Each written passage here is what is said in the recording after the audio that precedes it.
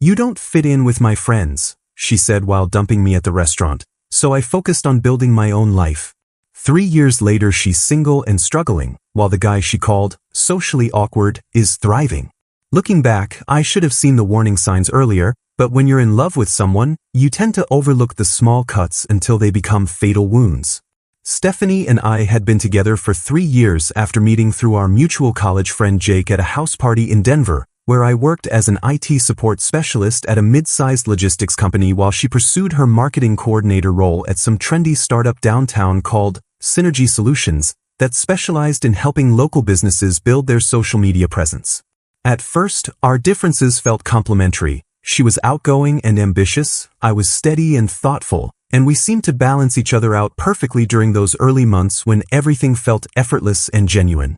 But as Stephanie settled into her new job, her social circle began expanding in directions that made me increasingly uncomfortable, filled with influencer wannabe coworkers who measured success by Instagram followers, fitness enthusiasts who treated every casual conversation like a networking opportunity, and nightlife regulars who thrived on exclusive rooftop parties and expensive cocktails that I found both exhausting and superficial. While I genuinely preferred quiet evenings cooking dinner together, weekend board game nights with close friends, and meaningful conversations about books, current events, or our actual hopes for the future, Stephanie increasingly gravitated toward her new crowd who seemed to view my preferences as character flaws rather than legitimate lifestyle choices. The shift started subtly. She'd return from work events talking excitedly about people I'd never heard of, sharing inside jokes I wasn't part of, and describing experiences that sounded more like performance art than genuine fun. "You should have been there tonight," she'd say after another networking mixer. "Everyone was so interesting and connected."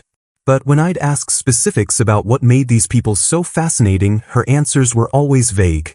Someone worked for a startup that was going to be huge, another person knew a photographer who shot for local magazines, or they discussed some trending social media strategy that was revolutionary. It became clear that her new friends weren't just different from me, they actively mocked my preference for staying in and labeled me as boring and antisocial behind my back, information that filtered back to me through Jake, who'd heard their comments at various gatherings. "Marcus just doesn't get it," Stephanie had apparently told her coworker Brittany after I'd politely declined another invitation to some overpriced wine bar downtown. "He's content with his little routine, but I'm trying to grow as a person." The irony wasn't lost on me that someone who spent 3 hours getting ready to take selfies at events she'd forget by next week was lecturing anyone about personal growth. She began making increasingly elaborate excuses for my absence at group dinners, claiming I was working late on an important project, when really she felt embarrassed by my presence and worried I didn't mesh with her carefully curated social image that she'd been building like a house of cards. I discovered this pattern when Jake mentioned how impressed Stephanie's friends were by my dedication to work, since I apparently worked late every single weekend according to her stories. "Dude, you're either the most overworked IT guy in Denver, or Stephanie's not being straight with her friends about why you're never around," he said with that concerned expression that meant he'd been thinking about this conversation for weeks. The toxic influence of her friend circle, particularly her manipulative coworker Brittany, who worked in influencer marketing and seemed to view everyone as either an asset or a liability to her personal brand, planted seeds of doubt about whether I was actually holding back Stephanie's social advancement in Denver's competitive young professional scene where appearances and connections mattered more than substance or character. "You know, Steph," I'd overheard Brittany saying during a phone call that Stephanie took in our living room, "successful people surround themselves with other successful people. Maybe it's time to evaluate whether your current situation is supporting your goals or limiting them." The implication was crystal clear, and watching Stephanie nod along with this philosophy while staring at me like I was a problem to be solved rather than a partner to be valued was the moment I realized our relationship had fundamentally changed, though I wasn't quite ready to admit that the woman I'd planned a future with was already planning her exit strategy. Within weeks of that phone call, Stephanie started attending exclusive rooftop parties and networking mixers without even mentioning them to me, let alone extending invitations that we both knew I'd probably decline anyway. Her Instagram stories became a constant stream of group photos at trendy downtown venues, laughing faces around craft cocktail tables, professional headshots at industry panels, candid shots of her squad at gallery openings I'd never heard of, all conspicuously excluding any trace of my existence while her friends flooded the comments with observations about how much fun and free she seemed without me around. Stephanie is absolutely glowing lately, Brittany would comment with 3 fire emojis, while other coworkers chimed in with living your best life, and this energy is everything, creating a digital echo chamber that reinforced the narrative that my absence from these events was somehow liberating rather than hurtful. The most insidious part was how her friend Brittany, who worked in influencer marketing and treated human relationships like brand partnerships, constantly introduced Stephanie to what she called more suitable guys from their industry. Photographers who could boost her social media presence, social media managers who understood the importance of personal branding, and startup founders who could elevate her professional network and provide the kind of lifestyle content that would make her friends jealous. I started noticing new male names dropping into her casual conversation with suspicious frequency. Derek from the photography studio thinks I have great potential for lifestyle modeling, or Austin the social media consultant gave me some amazing ideas for building my personal brand, always delivered with the kind of casual enthusiasm that felt anything but casual. These weren't just professional connections, they were auditions for my replacement, conducted right in front of me with the confidence of someone who believed I was too clueless or too comfortable to recognize what was happening. The real betrayal came when I discovered through our mutual friend Jake that Stephanie had been telling people we were taking a break at events I wasn't attending, creating confusion and genuine hurt among our shared acquaintances who'd started treating me like I was recovering from some undefined relationship trauma. "Bro, I had no idea you and Stephanie were having problems," Jake said after running into me at the grocery store, his voice carrying that awkward sympathy people use when they think they know something you don't. "She mentioned you guys were figuring things out, and I didn't want to pry, but I've been worried about you." The conversation that followed was enlightening in the worst possible way. Apparently, Stephanie had been presenting herself as single but complicated 4 months, testing the waters with new potential partners while maintaining me as a safety net she could return to if her social climbing adventures didn't pan out as planned. When I finally confronted her about the lies, demanding to know why our mutual friends thought we were separated when I'd been completely unaware of any relationship problems, Stephanie deflected with the skill of someone who'd been preparing for this conversation for weeks. "You're being paranoid and controlling," she said, not even looking up from her phone where she was probably texting one of her new, professional contacts. "I never said we were broken up. I just said we were working through some compatibility issues, which is true. You don't support my career growth, you refuse to network with my colleagues, and you act like wanting to be social and ambitious is some kind of character flaw." The argument escalated into familiar territory where she criticized my lack of ambition and unwillingness to put myself out there professionally and socially, as if my contentment with meaningful work and genuine friendships was somehow a moral failing that justified her increasingly obvious emotional infidelity. "Look at Derek," she said, pulling up his Instagram profile like evidence in a court case. "He's constantly collaborating with other creatives, building his brand, making connections that matter. When was the last time you did anything that advanced your career or expanded your social circle?"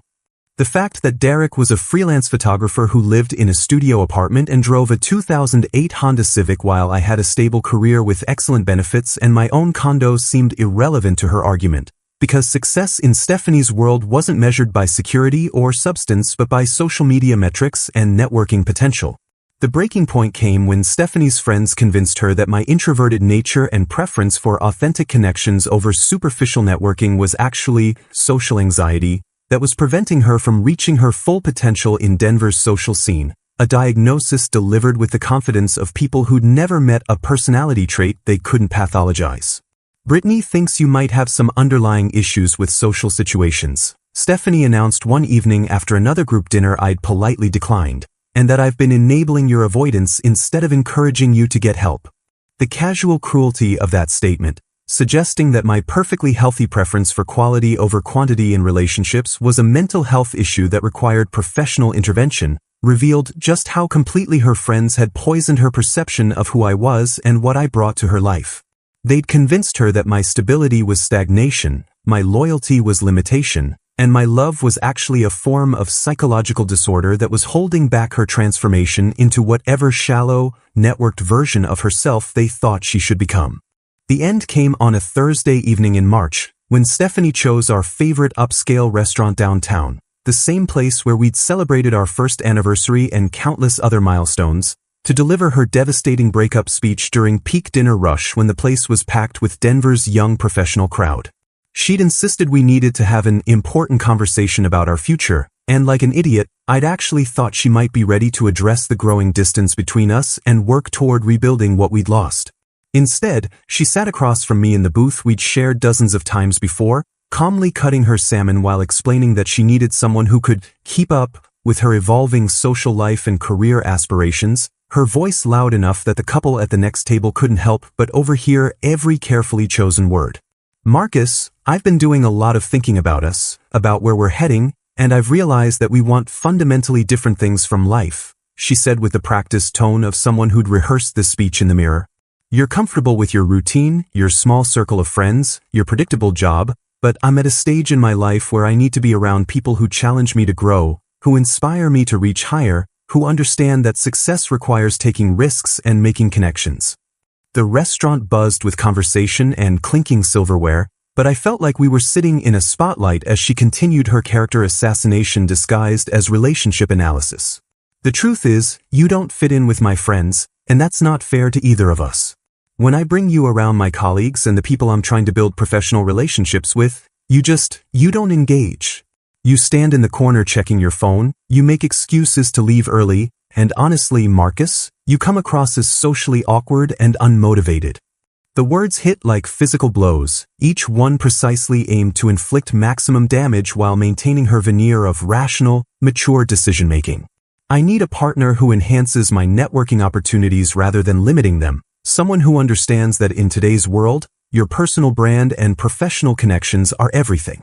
Brittany helped me realize that I've been settling for comfortable instead of pursuing what I actually deserve.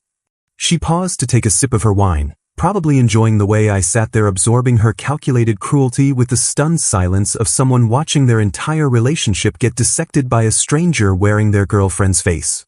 The public nature of this humiliation wasn't accidental. Stephanie wanted witnesses to establish her narrative that she was the mature, ambitious victim of an incompatible relationship rather than someone abandoning a loyal partner for superficial reasons that would make her look shallow and heartless to anyone with functioning moral compass.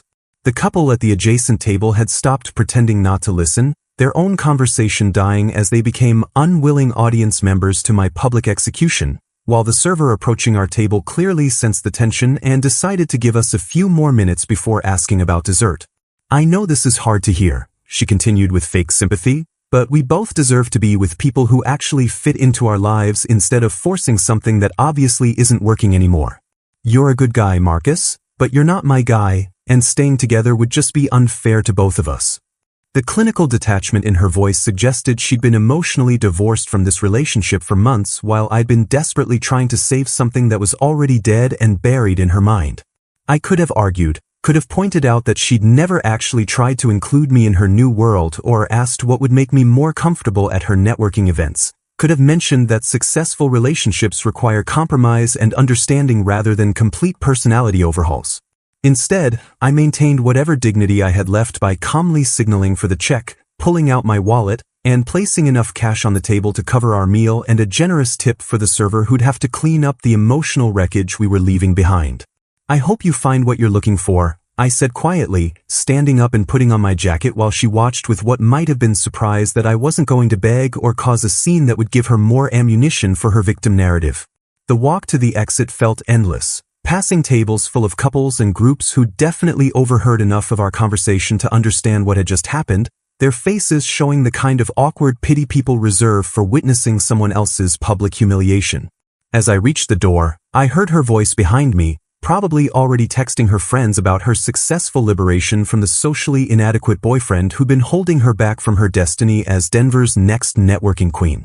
That night, while I sat in my condo staring at the walls and trying to process what had just happened, Stephanie immediately updated her social media status to single and began posting stories about her newfound freedom and exciting new chapter, complete with inspirational quotes about knowing your worth and not settling for less than you deserve. The speed with which she'd moved from breakup to celebration told me everything I needed to know about how long she'd been planning this exit strategy and how little our 3 years together had actually meant to her once better options appeared on her horizon.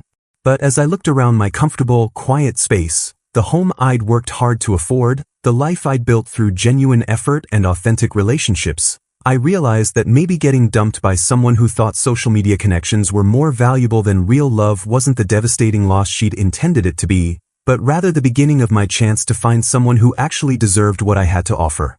Within 6 weeks of that humiliating restaurant scene, I'd secured a senior IT systems analyst position in Austin through my network of professional contacts who respected my technical expertise and genuine character, receiving a substantial salary increase and relocation package that would have impressed even Stephanie's status-obsessed friends if they'd bothered to measure success by actual financial security rather than Instagram aesthetics. The opportunity came through my former college professor Dr. Richardson, who'd moved to Austin to head the cybersecurity department at a rapidly growing fintech company and remembered me as the student who'd actually understood the material instead of just cramming for exams. "Marcus, I've been following your career, and I think you're exactly what we need here," he said during our phone interview, his voice carrying the respect I'd forgotten I deserved after months of being treated like a social liability by Stephanie and her crowd. "We need someone who can think strategically about systems integration while maintaining the detail-oriented approach that keeps everything secure and functional. Plus, Austin's tech scene would be perfect for someone with your skill set and work ethic." The move to Austin felt like stepping into a completely different world where technical competence and professional integrity actually mattered more than networking ability and personal branding, a revelation that started healing wounds I didn't even realize had been festering. In Austin's thriving tech scene, I discovered my natural talent for project management and cybersecurity, earning rapid promotions to IT director within 18 months while pursuing certifications that established me as an industry expert rather than just another guy who worked with computers, as Stephanie used to dismissively describe my career to her friends. The work was challenging and meaningful, protecting client data, implementing security protocols that prevented actual financial disasters, managing teams of brilliant developers who appreciated clear communication and reliable leadership rather than flashy presentations and empty promises. My new colleagues valued substance over style, results over relationships, and genuine expertise over networking theater, creating an environment where I could finally showcase abilities that had been dismissed as boring in Stephanie's superficial social ecosystem. Outside of work, I joined a hiking club where I met Elena, a thoughtful environmental scientist who worked for the city's sustainability department and possessed the kind of intellectual curiosity and authentic passion for her work that made our conversations feel effortless and enriching rather than performative and exhausting. Elena appreciated depth over surface appeal, substance over social media presence, and had this remarkable ability to find genuine excitement in topics that Stephanie would have dismissed as too nerdy or not Instagram-worthy. "I love that you actually listen when people talk," Elena told me after our third hiking date, her observation highlighting how starved I'd become for basic human decency after years of being treated like background noise in my own relationship. "Most people just wait for their turn to speak, but you ask follow-up questions and remember details from conversations we had weeks ago. It makes me feel like what I'm saying actually matters to you." Building a relationship based on mutual respect and shared values rather than social performance and networking potential felt revolutionary after the toxic dynamic I'd escaped, like discovering that healthy relationships actually existed outside of my imagination. Meanwhile, back in Denver, Stephanie's carefully constructed social media persona began crumbling when her startup, Synergy Solutions, failed amid scandal involving misappropriated client funds and false advertising claims that implicated several employees, including Stephanie herself. The company had been running what essentially amounted to a sophisticated scam, charging small businesses thousands for comprehensive social media strategies that consisted of buying fake followers, creating misleading engagement metrics, and making promises about growth and reach that violated Federal Trade Commission guidelines about truthful advertising.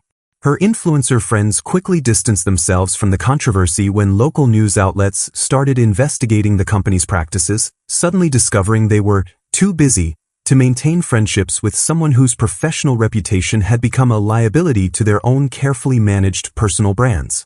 "I can't believe Stephanie got caught up in all that drama," Brittany posted on her own Instagram story, complete with eye roll emoji and hashtags about choosing your associates wisely, conveniently forgetting that she'd been the one encouraging Stephanie to prioritize networking and connections over ethical considerations and genuine professional development. The ultimate betrayal came when Brittany threw Stephanie completely under the bus during the investigation, revealing to authorities that Stephanie had been complicit in several questionable marketing campaigns that violated FTC guidelines, including creating fake testimonials, manipulating engagement metrics for client reports, and actively participating in the deceptive practices that had defrauded dozens of small business owners across the Denver metro area. According to Jake, who kept me updated despite my protests that I didn't want to hear about Stephanie's problems, the whole house of cards collapsed faster than anyone expected, leaving Stephanie not just unemployed but potentially facing legal action for her role in what investigators were calling a systematic pattern of consumer fraud designed to exploit small business owners' lack of familiarity with digital marketing metrics. The irony was beautiful in its completeness. The woman who dumped me for being socially awkward and unmotivated was now facing the consequences of choosing superficial connections over genuine integrity, while the guy she'd called boring and antisocial was building the kind of meaningful success that couldn't be faked, bought, or networked into existence. The full extent of Stephanie's downfall became clear over the following months as she lost her job, faced potential legal action, and found herself completely blacklisted from Denver's marketing scene as former friends blocked her on social media and networking events became sources of whispered gossip about her involvement in the Synergy Solutions scandal. According to Jake, who seemed to take perverse pleasure in updating me despite my insistence that I'd moved on, Stephanie's carefully curated Instagram presence devolved into desperate motivational quotes about overcoming adversity and fake friends showing their true colors, while her follower count plummeted as people distanced themselves from someone whose professional reputation had become toxic to their own personal brands. The same networking events where she'd once been welcomed as an up-and-coming marketing professional now treated her like a cautionary tale, with former colleagues whispering about her role in defrauding small businesses and event organizers quietly uninviting her from industry mixers where her presence might make sponsors and attendees uncomfortable. She's basically unemployable in Denver, Jake reported after running into her at a coffee shop where she'd apparently been working as a barista, a dramatic fall from the lifestyle influencer aspirations that had cost her everything meaningful in her life. She looked terrible, Marcus. Like really rough. Asked about you. Wanted to know if I had your contact information. The desperation escalated when Stephanie somehow tracked down my new contact information through my old coworkers and began sending increasingly frantic messages claiming she had made a terrible mistake and realized I had been the only genuine person in her life during a time when everyone else was just using her for networking opportunities or social media content. Marcus, I know I hurt you terribly, but I've learned so much about what really matters. Read one of her emails that somehow made it past my spam filters. All those people I thought were my friends disappeared the moment I wasn't useful to them anymore. You were the only one who actually cared about me as a person, and I threw that away for people who were just using me for their own advancement. The messages became more desperate and manipulative as weeks passed, alternating between self-pity about her current situation and grandiose promises about the person she'd become through suffering, as if going through consequences for her own choices had somehow transformed her into someone worthy of a second chance. I understand now what real stability and character look like, she wrote in what would be her final email before I blocked her completely. I was so stupid to think that networking and social climbing were more important than having someone who actually loved me for who I was. Please, just give me a chance to show you that I've changed, that I finally understand what we had was worth more than all the superficial connections I chased. But Stephanie wasn't content to accept my silence as an answer, and her desperation reached its peak when she drove the 8 hours from Denver to Austin and somehow discovered I was delivering a keynote presentation on cybersecurity innovation at the South by Southwest Interactive Conference, one of Austin's premier tech events that showcased exactly the kind of professional success she'd once dismissed as boring and antisocial. I was in the networking session following my presentation, surrounded by Elena and my new colleagues who were celebrating the positive reception my talk had received, when Stephanie appeared like a ghost from my past, looking haggard and desperate in a way that made my former coworkers do double takes as they tried to reconcile this woman with the confident, polished person they remembered from Denver. Marcus, she said, interrupting a conversation I was having with a potential client about implementing security protocols for their startup, her voice carrying that familiar entitled assumption that she could command my attention regardless of the circumstances or my obvious discomfort with her presence. "I need to talk to you. Privately. It's important." The confidence that had once made her magnetic now seemed like delusion as she stood there in an ill-fitting dress that suggested financial constraints had replaced her designer wardrobe, her makeup unable to hide the stress lines and exhaustion that marked her face like a roadmap of poor decisions and their inevitable consequences. "I'm sorry," I said calmly, putting my arm around Elena, who was watching this interaction with the fascinated detachment of a scientist observing an interesting specimen. "But this is Stephanie, someone I used to know in Denver." "Stephanie, this is my girlfriend Elena, and these are my colleagues from the cybersecurity firm where I'm director of operations." The introduction was deliberately formal and distant, establishing clear boundaries while making it obvious that I'd not only moved on but moved up in ways that made her previous criticisms of my career and social skills seem laughably misguided in retrospect. "Director of operations," Stephanie repeated, her voice hollow as she processed how dramatically my professional status had changed since she dismissed me as unmotivated and going nowhere in life. Congratulations. You always were smart with computers." The casual dismissiveness that had once made me feel small now seemed pathetic coming from someone whose networking genius had led to unemployment and potential criminal charges, while my boring technical skills had earned respect and substantial success in one of the country's most competitive tech markets. "Marcus gave an amazing presentation today about preventing data breaches in financial systems," Elena said with genuine pride, her arm linking through mine in a gesture that communicated both support and possession to the desperate woman standing before us. The audience was completely engaged. "He's been invited to speak at 3 more conferences this year." I watched Stephanie's face as she realized that the confident, successful man standing before her bore little resemblance to the person she had publicly humiliated at that restaurant months ago, that her attempt to control the narrative of our relationship had failed completely as I'd built something better without her input or approval. "I made a mistake," she said, her voice cracking as security personnel began approaching our group, apparently summoned by conference staff who'd noticed the disruption she was causing in what was supposed to be a professional networking environment. "I know that now. Everything I thought mattered was just fake, and I threw away the only real thing I had." As security politely but firmly escorted her toward the exit, Stephanie looked back at me with the expression of someone finally understanding that certain choices have permanent consequences, that some bridges can't be rebuilt once you've burned them for materials to construct a social climbing ladder that was never structurally sound to begin with. The woman who'd once called me socially awkward and boring was being removed from a professional event where I'd been the featured speaker, while the girlfriend she'd probably expected me to never find stood beside me as living proof that her assessment of my romantic prospects had been as wrong as everything else she'd believed about my worth and potential.